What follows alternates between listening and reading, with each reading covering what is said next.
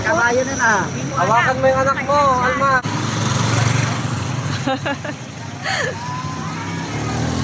Ayan yung vlogger na naglakad from Mindanao to andito na siya sa Cagayan.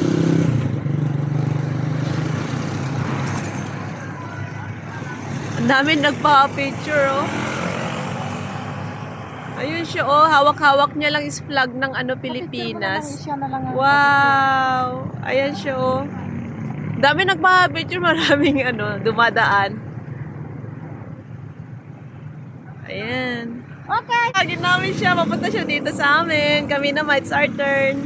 It's our turn.